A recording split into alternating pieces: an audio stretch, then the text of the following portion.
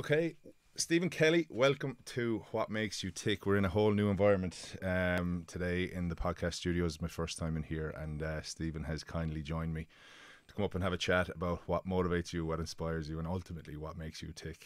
How are you, sir? Yeah, I am doing great, and it's a pleasure to be here, and it's a lovely little studio we have here. Yeah, it's brilliant. I suppose, Steve, for people who don't necessarily know you, it'd be good to maybe start giving them a bit of background on who you are and what you're about, right? Because personally, where I found you was through you blowing up during COVID. For me, on TikTok. However, I had seen you in a different guise many moons ago, part of the Hardy Books. But look, you didn't have the beard back in those days. I did. I had no beard, and with the beard brought this new confidence. So you hide behind the beard. I suppose my social base or my social media base would have been from the Hardy Books back in the days, and since 2007. Actually, it seems like an eternity ago at this stage. And I was only a satellite character. Now, if I had had more time, and if I'd had known that the Hardy Books was going to be the phenomenon that it was, well, then I would have made more time. But I was a busy man. I had kids from an early age, and I was big in construction. I was working for my father. We had a big company, and if I had time, and if I'd known how big it was and how things were going to turn out, well, then I would have definitely made time for the Hardy Books. And then I sort of went away from it. Obviously, the Hardy Books finished up. It got season four seasons, and then it got a movie. After that, it went very quiet. So everyone just sort of drifted off and done their own thing. And I suppose I got back with the lads then when they started doing the live shows, and I fell in love with the live shows. And I was like, I want to be part of this. It gave me a great buzz, even watching them. And I just wanted to have enough confidence to go up and start the live shows. And I thought, after we done whatever amount of shows we done, I didn't want it to end. So myself and one of the other characters, French Toast O'Toole, whose real name is Peter Cassidy, said we'd make up a page. And since that, the rest is history. The page really blew up over lockdown and COVID. I had a lot of rants that went viral, and it was all good. It was all good for my platform. It was all good for my face, just to get it out there. Yeah. And since then, the rest is history. I think we kind of spoke previously, just briefly before this, and that some of the stuff that you come up with as part of your storytelling, it's all very relevant to what's happening today. Whether it's it's in general, when I do a long video or a story video, it is about something that's relevant, that's happening in the world, or mostly in Ireland, but sometimes in the world. And it's a topic that everyone can relate to, and I try and put a funny twist in it, but also deliver a message and in a personal what I believe in. Yeah. And I noticed that the last couple of months, even I done a video, we'll just say yesterday, for relevance, yesterday, and it was a touchy topic. A lot of people wouldn't touch it. And I had noticed over the last month or two that I drifted away and just sort of was looking for a fix from my social media pages, just a quick fix, just to keep it going, something, drinking a pint and having a wink. And I was like, I need to get back to delivering a message again. And then I hit that one yesterday. Yeah. It was brilliant. We'll put it in the show notes and stuff, because we won't give it all away now, right? But let's talk about comedy, all right? Because it's an art, right? It really is. Without a doubt. I've met some various comedians over the years, and I think from that part of art, you're so intelligent, right?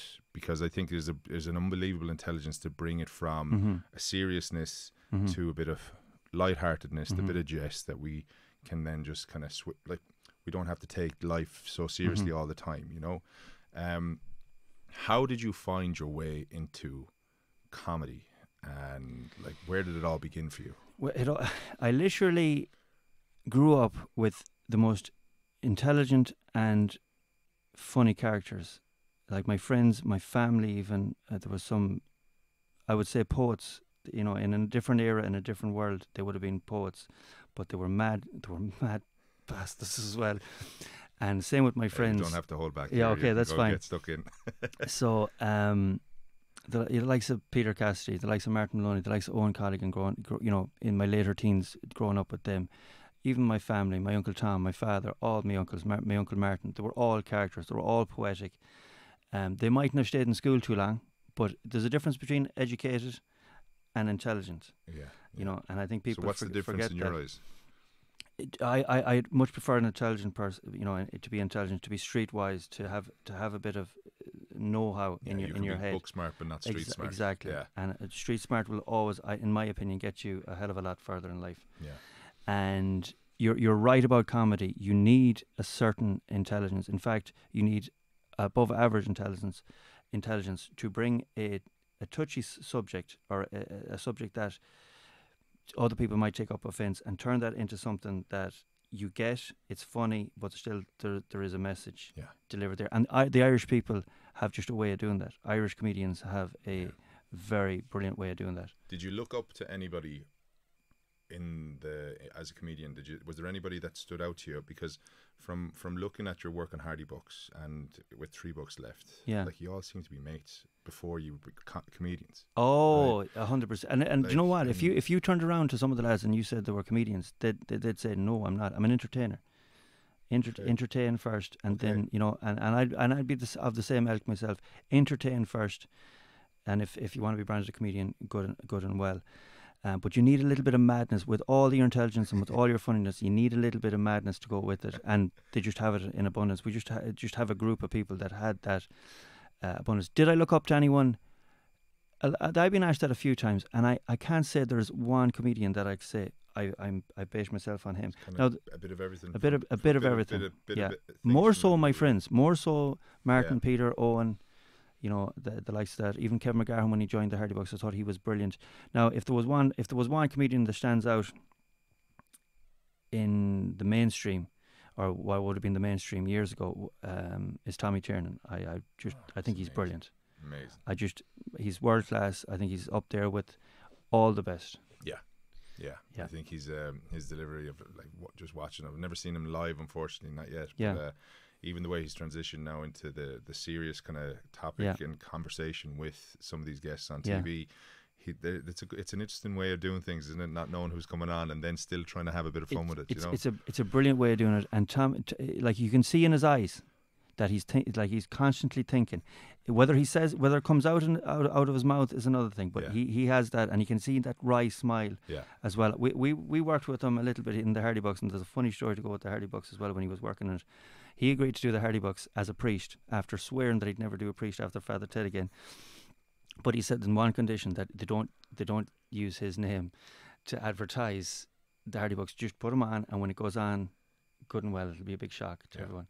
But we done the scene for a few days in a graveyard, and someone came home from America to go visit whatever graveyard they were, and they weren't allowed in. They went nuts. They rang all the radio stations.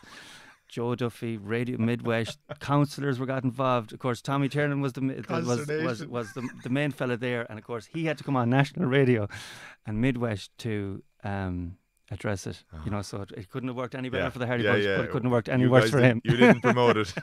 It was none of your doing. Exactly. So born and bred in Mayo, right? Yeah. Give us a sense of growing up in Mayo, right? Because, listen, people will be listening to this from all parts of the country, and particularly parts of the world, right? Mm-hmm. So let's just give them a bit of a sense of what it was like growing up. Like, what was your family like? What was the schools like? Where did it very, like, I came from, my mother was so down to earth, put food on the table, get nice clothes, go to school, get an education. She worked in a factory. My father was a plasterer, so had a tough life until the boom. And he was, like, his whole family, they called them the Mad Kellys, and they didn't call them Mad Kellys for nothing. There was, but all beautiful characters, beautiful, charismatic, a lot of charisma, just real characters, romantic characters, but a bit mad as well at the same time, and a dreamer. And actually, my father, I'm sure he won't mind me saying that he was diagnosed later on in life with bipolar. And when the boom happened, he just went from, literally, I'll tell a story now, that there were that on the line, like, money was just about ticking over. I remember them opening the Hoover to get change, to get whatever they needed, to finish off with the shopping list or whatever they needed to get. and they went from that to literally throwing bags of cash around the sitting room. One day he just came home, like money just came in. Wow. So a man that has that tendency to, it's either low or it's high, there's no in between. So it just went nuts, and it went nuts for 10 years until the boom happened again, and then there was a massive slump. So it's constantly up and down, up and down. But for me growing up, I had such a brilliant childhood, really did. Like, I mean, I've two sisters, no brothers, but I had an uncle who lived a few, like literally 500 meters away, that was only 3 years older than me. So he was like a brother to me. So yeah. So you're good pals. Yeah, we grew up as best friends and as uncles, and we grew up together thick as thieves, and we had a really good moral upbringing. And Mayo was just this place where it's nice, everyone ticks along, you do what you need to do. It's a vast county, third biggest county in Ireland, but it has this vast centre that is just pure wilderness. And Mayo people I always feel that they're salt of the earth, and they're so proud of where they come from. But I also feel that, I'll give you an example. Obviously, we have a Mayo football team, GAA team, and they have this thing where we've gone to so many All-Irelands over the years, and we haven't won since 1951. And we've had so many brilliant teams, but we just can't cross the line. It feels like Mayo people are always 2 points down before they even start. Okay. Or we feel, not that people make us feel. Is like their mindset is just that little bit that we have to, we give that little bit for us to do before we're before we're even in the game. Wow. So we're always trying that little bit, probably too hard at times. Okay. If that makes sense. Yeah. So yeah, we will always try and give that extra 10-15% to get it up to what we think is 100% in other people's. So it's just a thing we have. It's interesting, isn't it? So there's nearly, you're starting from the behind the goal line already, before you even get into a room in your mind. Yeah. But more often than not, you're the ones who stand out, who succeed, who actually come good, right? Yeah. Is that because there's a point to prove? Yo, 1,000%. Yeah. We have this thing that we're coming from the West. We have a point to prove. That can be said as well for even Sligo, Leitrim, Sligo. Galway have that little bit of panache about them. Going up to Galway, they have the city. They have that. G4, something like that. And but yeah, West of Ireland people just have that little bit of a point to prove. I find it from Limerick, it's ghastly. Living in Dublin, I get slagged that I'm from Limerick, and then living in Limerick, I get slagged because I'm living in Dublin. Right? So there's no winning, right? No, absolutely not. Not when it comes to the cities. But so tell me, when you were growing up, so it was yourself and your two sisters. What was it like? What was school like in for you growing up? Because you talk about being intelligent and then being what did we say? Intelligent and being educated. Where were you in the schooling front? I was intelligent, and I don't want to sound like a big head. I was very intelligent. I could have, if I had set my mind to it, I could have been anything I wanted to be. And I had a good schooling, and I had good results all the way up until third year. And the problem what happened in third year is I was also a bit of a devil as well, and loved the crack. Even though I was quiet in secondary school, I went out working with my father after the junior cert. Got a great junior cert. Always got good grades without even trying. That was the thing. I didn't try. I had it, and that was it. Went out. It's like a skill in sport. Isn't yeah, it? Like you either have it or you don't. Yeah. Some people have to study real hard. Some people work hard at it. Some people just have it. So if I had the work ethic I have now back then, well, then things might have been different. But I wouldn't change anything. I went out working, making cash then that probably some people aren't making now a week. It was just crazy. But the boom was booming. Yeah. I was working for my father, getting this money, and after that, I didn't know he'd on school. Like you couldn't have dragged wild horses couldn't have dragged me in. Silver away. Yeah, and I just literally give up. There's a brilliant story about me and Martin Maloney, and we've told it so many times, and Martin has told it so many times in different podcasts as well, where we go scheming every day for 3 months. Like I left school for 3 months. Just scheming. Just gone to Martin Maloney's house. During the school season? During the school season, yeah. Like I because my father was always gone before 8. My mother left at 7:30. They didn't come back until 5 o'clock. So, and we were in the country. So, uh, I just knew the routine that they had, and I just was able to. Sometimes I'd get dressed up and say, "Oh, good night, I'm off school now," and just head into Martin's. Stay there for 3 months. When we got caught, yeah, okay, when we got, it couldn't last forever. It couldn't last forever. When we got caught, we got cocky. Myself and Martin got cocky. We went. Now I skied more days than him. He had the odd day. We went up the woods behind Swinford town, and it's behind the school, and it's big enough woods, and there was this bell that goes ding dong to give you like it's 5 to 4. It's nearly time to finish up or start packing up. So we heard the bell and we got a little bit complacent. We said, you know what, we'll just head off. We'll head back home. And for some strange reason, the teachers that we'd had were meant to have had previously, or Martin was meant to have had previously, just passed by in the car. So he'd obviously left a little bit early too. And he never said a word then, but himself and the principal were waiting at the gates for the two of us the next morning. And because you'd have to pass the school to get by it, we couldn't get past the school, and they brought us in. And after that, then they brought me to teachers, and the teachers didn't even know I was in their class. Do you realise that this fella has missed? They were like, "Who is this guy?" Mr. I remember Mr. Kitchen, Lord of mercy, he's dead now. He looked at me. He was like, he'd never seen me in his entire life.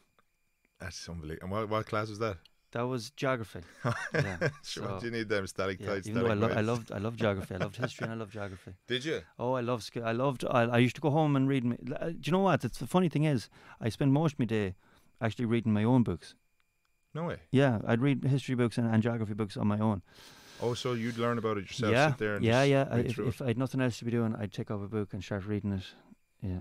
And did you find that helped you, like, after school, to give you kind of good foundation? Oh, for yeah. Stuff, or like have you? It did. It's just that it's not. You don't have it on paper. Yeah. Like you can't go into an interview and say I spent 3 months at home reading history. Would you have a general interest in such a varied kind of topics between general knowledge, history, geography, all these different things? Like, do you think that helps form who you are as an entertainer then as well? Oh yeah, you need to have an interest in all different things. If you have one niche, if you have one thing that you topic that you constantly just home in on, you're not going to get anywhere. People will get sick of that.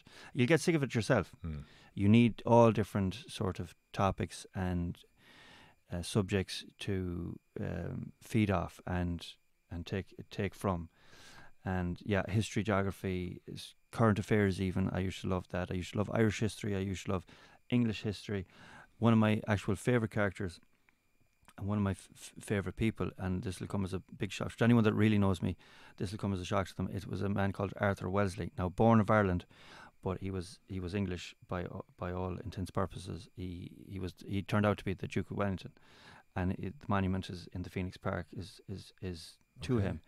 He was he was born in Mayo, or he was not born in Mayo. He was born in Ireland. I think it was actually in Meath, but he hated being Irish. He was an Englishman, and obviously he went on to do what he done and won all them battles and everything like that. And I'm an Irishman through and through. But if you read some of his stories and how he conducted himself throughout life, it was fascinating, and he's some brilliant stories. And how old were you when you were kind of looking at him going, Jesus, that guy is unbelievable? I would have been 14, 15. Isn't it? Yeah, 16. But I probably didn't discover him until later, but I would have drawn on characters like Michael Collins, our own. Yeah. Them type of people. Oscar Wilde, I loved Oscar Wilde's books as well. And I thought he had a great way of writing, and just everything like that. You've an unbelievable way though of showcasing your patriotism as well. Yes. To on your page. Yeah. I think it's brilliant. Like you have a cut at the government. You have a cut at some absolute clowns who are acting the maggot. Yeah. But you do it in a way where it's like, lads, come on, just cop the fuck on, will you? Yeah. Will you get going and don't worry about this? I try not to be nasty. I'll rip the piss without being nasty. Yeah. Or that's my intention. Sometimes I might hit the line or might just cross the line a little bit, but I try not to. And then I just let the cards fall where they may then after that. Can you remember a time where, because we're in a culture now where everybody has to be so politically correct. Like I was only talking to a friend of mine yesterday about Monty Python, right? Back in the day, and your man is sitting there. He goes, "I want to be. I want you. Yes, to call me that was brilliant. I seen that only lately. Yeah, I want you to call me whatever, Mary." Yeah, and they're like, where's this coming from? Now this is back in the 70s. yeah, and now we're in a world where obviously, like, people's opinions have changed. Everything is to be so correct. It's very hard to have a kind of a debate without trying to shout people down. Yeah. And I think the art of debating is having a conversation with somebody and trying to understand their point of view, not forcing yours. Exactly. Right. So, have you ever found something where you've done something and it's just the cancel brigade or the PC brigade came after you? Oh, a couple of times. Like I have, like I said, I've loads of platforms on the Facebooks, the Instagrams, the TikToks, the Twitter. The one that got my Facebook restricted so badly it's not even worth having anymore, was the time that, you know, when the Irish ladies got through to the World Cup and they sang that tune, Celtic Symphony, and they hadn't a clue what they were singing. They could have been singing Rattling Bog for all they knew. They were just got involved in a tune and just sang it. And I tried to explain that, and I made a sketch, and even the Wolf Tones shared it. Yeah. You know, the official Wolf Tones, it went nuts. And next thing, the cancel brigade came, obviously from Scotland, from Northern Ireland. Now 90%, it just went nuts. 90% of people got the funny side of it, got the laugh, and obviously seen the patriotism side of it. But there was definitely a 10% that just, you know, really went to town and got that page. And it's only going to get trickier again. Like, yeah, and like so these I believe are the things, you know, it's only going to get trickier. But I think we do need people with your approach to make sure that we don't take life too seriously. That we just actually take pushing the boundaries. I'm actually, like, that video I done last night is doing very well. Most people got the funny side of it, but I'm not for another week will I be content that video will actually stay up. Really? Yeah. Yeah. I done a similar video about 6 months ago. Maybe not as it was clever, but it was at the ending was probably a little bit rough, and that's what probably got it taken down. But it was a brilliant video as well, if I do say so myself. I just reworded it a little bit differently yesterday. Yeah. But even still, like even now, I'll check the phone when I get out to see have I the notification. You've an amazing way of, as I said, telling a story of bringing the lightheartedness to serious situations. You have also been through serious situations yourself through life, right? I have, yeah. I wouldn't mind having a chat about that if that's 100%. okay. Because I think there's a phenomenal amount for people to learn from you being through various challenges that you've been through, right? And people might necessarily know about it unless they've listened to the previous pod that you were on last year, but which was brilliant. Pat, what was his name? David Cuddy. Yeah, super pod. But I think it would be lovely just to kind of reshare some of those stories, because it nearly kind of goes in threes, right? Yeah. When you were a young fella, enjoying the crack, having a bit of banter with the lads, through to then more recent episode. Would you mind? Oh, 100%. Like that, so, if that's okay? I'm sure you're making reference to the times I nearly died or whatever. Yeah. I suppose the first one was when I fractured my skull. I was in Dublin here. We were meant to be going to Manchester, having the crack. Our boat was delayed. Just way too much drink. Ended up messing around, going to the car. We had myself and my uncle, my best friend. We were just messing. Who was at the front? I was sat there waiting to get into the front. He came down, pushed me. I ended up falling down, fracturing my skull. But I didn't even know that I fractured my skull. This was a normal occurrence. It obviously just caught on a normal or a fall. A fall would be it was one of those falls. It was just one of those falls that hit. Ended up in Manchester, still there 3 days later, as if I was as drunk as without drinking. Knew that there was something wrong, so ended up it was a bleed on the brain, and I came back to Ireland to get sorted out. Got sorted out. Checked myself out actually. and I probably shouldn't have. And I got over that. That was fine. I was a young fella, recovered very easily. But then I suppose I had kids. I was living a very frantic lifestyle. I was working very hard, working for my father. Things were so busy. Stress was mounting up all the time, even when the money was coming in. And then the boom or the bust happened. And then, of course, stress just went through the roof altogether. Still working as hard, but no money coming in. Okay. So I was probably out too much, drinking too much, working too hard, eating the wrong stuff. And eventually I came to a 4 when my heart just, at 28, just literally stopped. But it stopped slowly, like it stopped so slowly. It wasn't like just a quick bang heart attack. It was just slowing down all the time. So much so I was losing weight. I wasn't sleeping. I lost about 2 stone without trying in about 3 months. Like going into that was as white as a sheet, and normally I'd have sallow skin. Couldn't work. I remember lifting a bag of skim, which is 25 kg, which usually you'd be carrying 2 of them. Couldn't even lift one of them, you know. And I remember going into a bar and a pub in Swinford, and I didn't even want to drink. I had an orange juice or something, and this man came up to me. He said, "If you don't mind me telling you, Stephen," he said, "you need to get to a doctor." He said, you're very sick. He said, "I can see it in your skin." He said, "I can see it in your eyes." He said, "You've lost way too much weight too quickly." And the next day I made an effort to go in to the doctor, and my normal doctor, who I had been into a couple of months earlier, kept thinking it was the flu and it was just a bad flu. And I went back a couple of times, no, just a bad flu. But he was actually sick himself. So there was a locum doctor in, Dr. Morrison from Lewisburg, another town in Mayo. And she took my blood pressure and she nearly fainted. She said, your heart is slowing down. It's been attacked. You're having a heart attack whether you know it or not. She said, you're not leaving this. You're not leaving the clinic unless you're going in an ambulance. So I convinced her that I would get a lift over, but as long as the lift came to the door and brought me over. And next thing, I was in ICU for 15 days. Like they thought I had TB actually initially. They put me into an isolated room.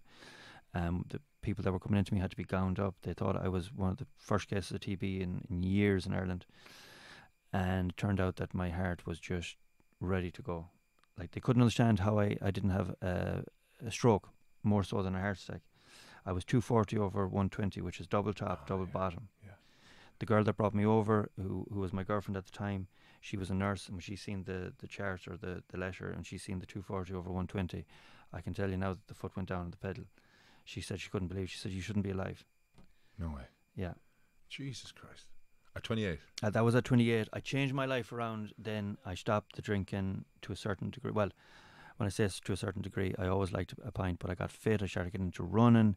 I changed my life around. I got a new job. I got out of construction. Started working in Aldi actually, which if for any parent and their kids are looking for a job, maybe for a year, maybe they want to take a year off before college and want to do a bit of work, try and get them into Aldi.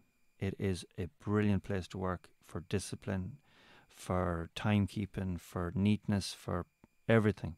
It's a great learning. It's a great learning centre. And you're coming from a world where you were like your own boss, yeah, really. exactly. You know, running a business. Yeah. And then let's just take it back a second there, because you're after running a business through the boom. Yeah. Where you've gone from one element of constant highs for nearly a decade. Yeah. Through to unbelievable loss, right? And lows. Going from so you're going 42 men down to barely not having enough work for yourself. Yeah. So money's coming in, no problem. We're heroes. Now all of a sudden there's no money. Yeah. So, and that was for a lot of people pretty much all through the country, right? Yeah. At different stages, right? Then you're having this kind of slow release heart attack over a period of time, which has basically gotten to the point where you get checked and their doc is going, "Holy shit, you shouldn't be alive." Yeah. You're in ICU for 18 days, did you say? 15 days. 15 days? Yeah. 28, you should be the fittest in your prime. Yeah, in your prime. You know?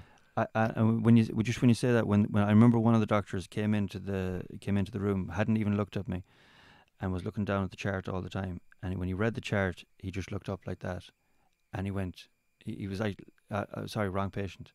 And then he looked down because he said, "No, right patient." He said, "I thought I was looking for an older man." With my readings, he said he was looking for a man in his 70s, 80s. So cut to your rehab and recovery then, because I'm sure that was a massive challenge. Yeah, right?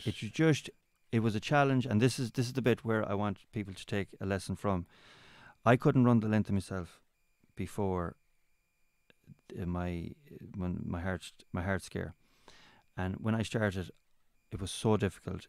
I couldn't run a kilometre, but I kept at it. I kept going 500 metres even, and for runners, 500 metres isn't nothing. It's the length of a football field. I could not run that, and I got to 500 metres, and then I spent days and days kept going to 500 metres. Then I kept going to 750 metres, then to a kilometre. Then I kept at the kilometre for ages, and I mean, I was putting myself through torture to even do this, but I got through it. I got to 3 kilometres. That was grand. I got to 5 kilometres eventually, and I kept at 5 kilometres for a long time, kept getting faster and faster. Then I'd go up, then I went straight from 5 to 10, and then I went from 10 to doing ultramarathons. But it takes time, and keep at it. If you think you can't do it again. Do it again, because it's so beneficial to you in the long run. Consistency. You have to keep at it. Do not fall if you fall at the first hurdle, get up, start again. Yeah. And again and again and again, because you're bettering yourself. 100%. And you then you ended up going from not able to run 500 meters to running pretty much across the country. We did, myself and French. You raised a load of money. Yeah. Now, was that prior to or after the third? That was after the third life-threatening incident. Comes in threes, boy. I got to 31. I was in a different relationship. I was working in Aldi. I was having a great life. I had sorted myself out. The drinking wasn't so much, to a point. And then I suppose I kept getting fitter and fitter. I was doing 10k races or 10k runs, and then I eventually got up to a 10k race, and that was fantastic. Felt great.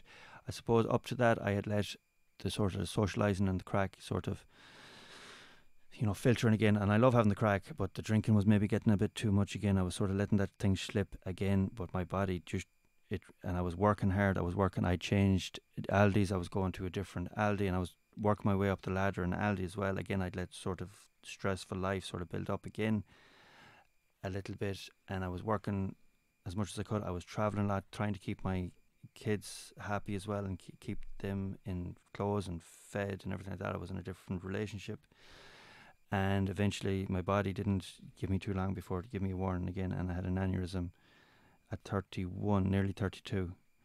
Again, so explain what an aneurysm is, just in case people don't know. Well, you can get an aneurysm anywhere in the body, but primarily the most ones are in your head, and it's a bleeding. It's just a blood vessel popping in your brain. Some people could have them all their lives, and it's just a thing that happens to them. I think there's some famous actresses that have them. I think Angelina Jolie suffers from. Now, don't quote me on that, but she's just an example. Yeah. Not that I don't think she'll be listening to my podcast, but we'll tag her. Yeah, you can get them and survive them, but like most people, I think the rate of survival from brain aneurysm is like 15%. Wow. So, wow. I got the aneurysm. Lucky enough, I was in company when it happened, and they rang the ambulance. The ambulance brought me to, it was like 1:30 in the morning.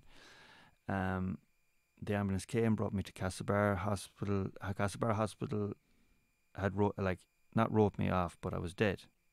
They rang the priest, they rang my family. I had my last rites read to me, and then I got Castlebar got an email. They'd sent up the brain scans or whatever, and they said, send them up, we'll see what we can do. And this is at about maybe 4 or 5 o'clock in the morning. Rushed me up to Beaumont, and they done. This is what I've been told. Like, I was completely out for it. I was gone. Brought me up to Beaumont. It was actually the 1916 commemoration. So it was 2016, the Saturday night of the Easter weekend. So that was Saturday morning. Sunday morning, they brought me up to Beaumont Hospital, and they told my family had joined in at this stage, and my girlfriend at the time, and they told them that I might not wake up for 6 weeks. I was awake the following morning, as if I'd woke up in my bed at home. I couldn't understand what everyone was doing in the room. Now, obviously, I had tubes all over me, and I was so thirsty. Yeah. All I wanted was something to drink. Yeah. Something to drink. Lucozade. I used to love Lucozade, especially as a kid. I tried to come off it because it is literally gut rot, but I loved the taste of it, and I couldn't speak obviously with the tubes that were in my mouth, so they gave me a pen and paper, and I just kept writing Lucozade, Lucozade, Lucozade, or drink, drink, drink, and then I wrote, did Saoirse get to mass? My daughter was meant to be serving that Sunday morning, and I was meant to bring her, and I couldn't understand why they wouldn't let me bring her. Like in my head, I was like, why won't you let me out of the bed? Yeah. My God. To bring You're her. all out of it. Yeah. Completely out of it. Yeah. But I woke up. I woke up so quickly because I had probably so many things to do. Do you think? Yeah, 100%. My mind was running. I needed to do this. I needed to do that. And they thought you'd be in a coma for 6 weeks. Yeah. So, But they actually put me back in for another day. Oh, did they? Yeah, just because they said it was way too early. Jeez. So what's the kind of what happens then? Like after that, because you're not. I'm sure that was a good bit ago now, right? After 2016 now, Yeah. so we're 7 years since then, right? After that, this is going to sound absolutely crazy, but that was the best thing that ever happened to me in of life changing moments, apart from having kids and that, obviously that they're different things. It just completely reset my whole thinking. From what to what? From sweating the small stuff to not sweating the small stuff, to like, if you can get things done, try and do as much as you can, as I've always done. Agree to everything if you can do it at all, and give it your best. But also, if you can't do it, it's not the end of the world. Like, no one's going to die. No one's going to, like, they're going to wake up the next day and it's going to be the same for them. It's the same with doing live shows, and it's a great way of going out for anyone that wants to do live shows and is starting off. You're going to wake up in the morning, you're still going to be alive, you're still going to have to put food on the table, you're still going to have your family, your friends. Nothing's going to change. If you have a bad night, nothing's going to change. It's only going to be okay. You just bombed once, get up there and do it again. And eventually you'll just hit it, and next thing. And even when we're doing big shows now, me and Pete look at each other and we're like, we have this thing where, and I mentioned it yesterday actually, it's a virtual cookie jar. And I think it was Pete that told me about it. It's a virtual cookie jar where all the good things that you've done in your life, you just turn them into cookies. You put them into the jar, and when you need a bit of motivation, you open the cookie jar and you start taking out all them cookies, and you start virtually eating them, and all the good things that you've done in your life. So if this doesn't work, so be it. Look at all the good things that you've done in your life, and 9 times out of 10, everything is going to work out perfectly anyway. So. Then that's another cookie jar. It's a really interesting way of looking at it, isn't it? Because you literally had life throw everything at you physically, like in terms of it could have been taken away from you like that, right? You're sitting here and you've a smile on your face. You're having a cut at life still. You have beautiful kids to kind of educate, to learn from as well, and to bring them on a bit of a journey, right? Yeah. You went off after your aneurysm in Beaumont, and you decided, right, I'm going to give back to Beaumont. Oh yes, well, I even got away from that. So when I was leaving Beaumont, like, I was gone, according to everyone, I was gone, and a brilliant surgeon, a Scottish lad actually, called Daniel Rawlock, was a surgeon for me. Gentleman of a man as well. The staff were incredible. They looked after me so well. It was like being in a hotel. I didn't want to leave the place. Like, I didn't want to leave it. And it was the same when I was in. It was funny. It was the same when I was in. A shout out to Castlebar Hospital as well. It was the same when I was in Castlebar Hospital when I had the heart scare. They looked after me so well. I've never had a problem with the HSE. I couldn't talk highly enough of them. But I said to the Beaumont Hospital on the way out, and I was being wheeled out in the ambulance to go back to recuperate in Castlebar Hospital, I said, I'm going to pay you back somehow. I said, someday. I said, I'm going to pay you back. Whether it was the drugs talking or not, I said, I'm going to run from here to Castlebar. And I said, I'm going to raise money for you and give it back to me and give it back to you. and less than 3 years later, that's exactly what myself and Peter Cassidy done. Yeah. So Unbelievable. I think I think the work that doctors and nurses and the people who are caring for people do is just incredible, phenomenal, and we take it for granted. Take it for granted, right, big time. So I'd be like, give them everything that they want. Yeah. You know. Yeah. Let's kind of just look at the next stage. So like 7 years later or 3 years later, you run Bowman, and like that's what 90, 200. How many kilometers did you all run? 240 was it? 230. Yeah. And you raised about 93k the first day. That was the tough one. And if I was to do it now, I was very stubborn. I wanted to do it, and I didn't want to take any. Like when I said I made a commitment, I was going to do every stone on the way down, every chip on the road. I was going to cover. And I remember we were coming into Mullingar. We were staying in the Mullingar Park Hotel, and it was only meant to be 82k for the day. And because I wouldn't cross the motorway in a car, and it's only like 100 meters, because you can't cross. You know, apparently you can't cross. Well, not apparently you can't. The insurance wouldn't cover you. Yeah, you cannot be a pedestrian on a motorway, which makes probably sense.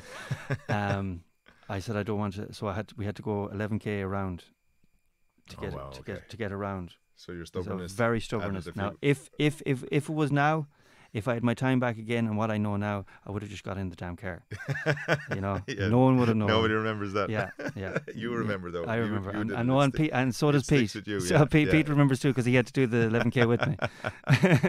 I'd say he's been thanking you ever since. Yeah, he was definitely thanking me that 93 kilometers in one day. Yeah. Jesus, that's unbelievable. I could barely do 5 kilometers in half a day. Yeah, no, it was. And then we done it in 3 stages. And coming into our hometown of Swinford after running from Dublin to Mayo was worth every step of the way down. They made us feel so brilliant. I remember Joe Mellett, who was a counsellor from Swinford. He was actually Mayo Concordia.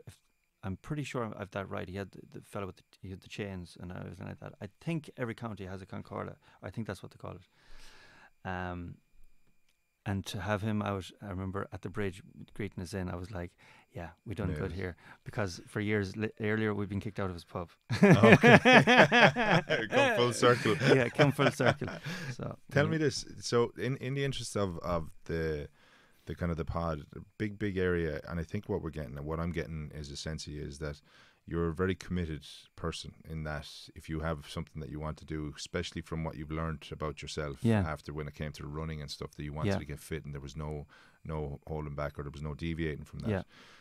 What if you were to describe yourself, like what is it that you believe inspires you or motivates you, and ultimately like what is it that makes you tick? It's just for myself, I want to keep improving myself.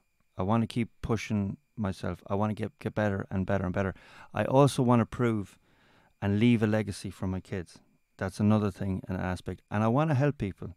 I've been in the doldrums of being in bad form. I would never say depression. I don't think I suffered from depression, but I've been down, and I've been so down sometimes. And then just to pick yourself up. And I'd hate to think that other people feel like that. I genuinely want people to be happy. I want to make people laugh. I want to encourage people. If people fail at the first time, I'm not going to be the one, because there is people out there that'll be like, ha ha, you know, you tried and you failed, you know, more fool you. I will keep giving you help out and keep going and if that's what you want to do, keep doing it, and I'll be there to help you out if I can at all possible. And I just love helping people. I love making people laugh, and that makes me feel better. It's a selfish thing. I'm selfish like that as well. Well, I was going to say that to you, because like to make people laugh is a selfless thing, right? Yeah. But if you're doing it because you know that it helps with your it helps me as well. And we do so many charity runs and shout outs for charity. But when we're doing charity runs and events, it's like a 3-pronged thing. It's obviously I want to help out the charity, and I feel that the charity deserves it or it needs help. The second thing is just my own to keep myself physical. You can tell that I put on a bit of timber over the last couple of months because I haven't had a challenge. I'll pick a challenge up and I'll start trimming down again, and it's good for myself. And also the third thing, more importantly than the second thing, is it keeps me focused. It gives me a focus to keep going, to know that I'm doing good. Keeps me out of the pub, because it's very easy when you're doing tours and doing shows to get into this system or this A rut. of pints. And anyone who's seen our content or our shows will know that it's an element of it.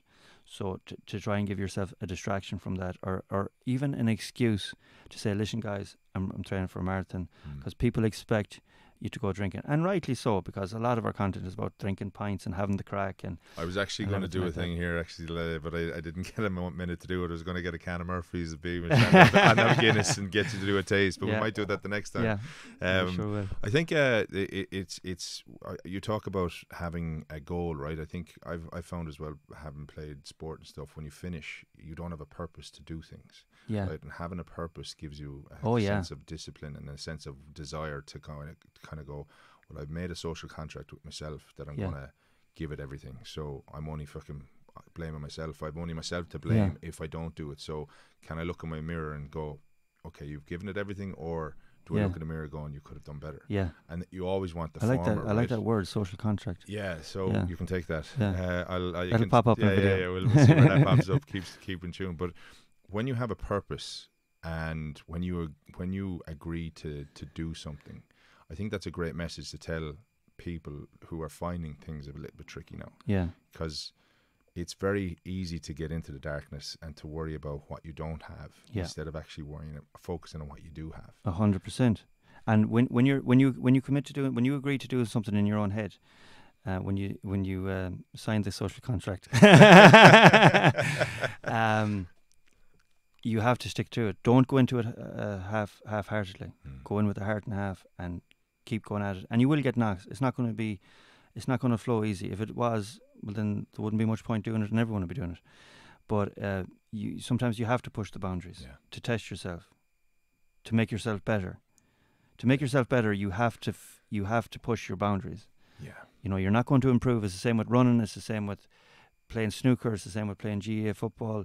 If you're it's like bad teams playing bad teams. You're not going to improve yourself, but if you keep playing the same. It's even with entertainment, right? Yeah, you have to push the boundaries. You have to push the boundaries. You know, and then because I find that it's when things are really, really tricky, that's when you really find out who you are. Yeah. And where you're at. Yeah. You know, so my kind of big learning from listening to you is that you've had a couple of tricky moments. Maybe the first time was in terms of the health side of things, you kind of took for granted. You're a young fella, I'll be grand, right? Yeah.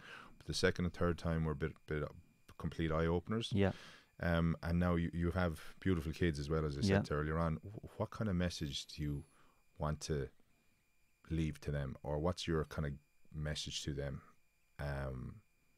Because I'm sure they don't want you going anywhere, right? So 100%. What would you say to them? What I want them to do is always try their best. No matter what they do in life, try your best. You don't have to be the best at everything, but you can be the best version of yourself. And I'd love them to hold a moral standard as well. I always never look down on anyone unless you're helping them up. Simple as that. It's simple things like that just mean so much in life. And walk through life with your head held high. I mean, you're no better or no worse than any other human being in this planet. It's as simple as that. And you know, prince or pauper, we're all have value, and know your worth as well. Know your worth. In life, that's something that I learned through time, was to know my worth. I always undersold myself, you know, and that's a Mayo thing as well, and that sort of might explain what I was explaining at the start of the podcast. Never know your worth. Don't undersell yourself, but also don't be delusional either. And that's having a balance of reality. Yeah, 100%. So, listen, take the mic, because you have a lot of things going on in life at the moment, right? Yes. Especially with all the work that you're doing. maybe let people know what is coming down the line, what is happening. Use it as a way to promo whatever you want, right? But maybe we can put all the kind of links and stuff in the show notes. But let's tell the world what's happening. What's happening at the minute is this: the $3 Left show is just, I want to bring it everywhere, not just in Ireland but throughout the world. I'm just after coming back from Arizona, Phoenix, where I'm doing a show with Martin Maloney, who finally is coming back to the live scene, and I'm very excited because Martin is an absolute genius, gifted character. He suffers from ADHD, and he'll tell you, if he walked in here now, it'll be the first thing he'll tell you, because he's just this enigmatic character. He's just, but very talented. So to have someone like him coming along into the show with us, it's going to bring bring it to a different level. So we're going to be all around Ireland, as we have been over the last year. We're going to be throughout all the, I'll say, English-speaking countries, America, Australia, England, the UK itself, Canada, that sort of thing. That's where we want to bring the show. We've a couple of big venues coming up. We've the INEC in Killarney in August. We have the Shearwater in Galway. It's an 800-seater. We're really looking forward to that one. I'm in Roscommon in June. That one is nearly sold out, as you can imagine, for anyone that listens to me. Which jersey will you be down in? Both. I'm a man of my word. And then I intend to go. I've done work with the Guinness Guru as well. Really like the guy. We're like polar opposites. We're like chalk and cheese, but we work together. So, and he's a really nice guy as well. And I actually remember you calling him out on social. Yes, yeah. That was obviously the start of it, was it? Or was no, that all no, planned? it was getting.